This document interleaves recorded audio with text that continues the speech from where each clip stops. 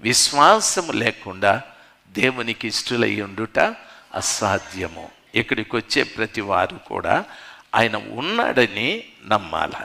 ఆయన ఉన్నాడని నమ్మి ఆయనను వెతికితే ఆయన ఫలము దయచేయవాడని నమ్మాలి.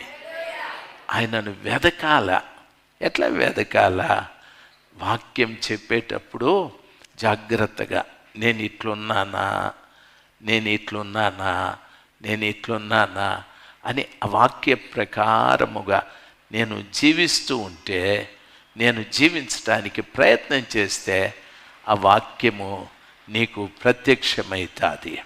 ఆ వాక్యమే దేవుడు కదా. ఆ వాక్యాన్ని నువ్వు తెలుసుకోవటానికి ప్రభు కృప దయచేస్తాడు. ఆ వాక్య ప్రకారంగా నువ్వు జీవించడం ప్రారంభిస్తే వెంటనే ఫలము కూడా ప్రారంభమవుతుంది.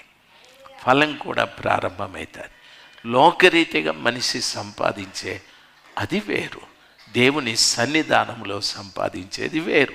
దీన్ని స్థిరం, దీన్ని ఎవడు మీ వద్ద నుండి తీసివేయలేడు. లోకరీతిగా సంపాదించింది ఉండొచ్చు, ఊడిపోవచ్చు. మీరు ఆ రీతిగా కాకూడదు.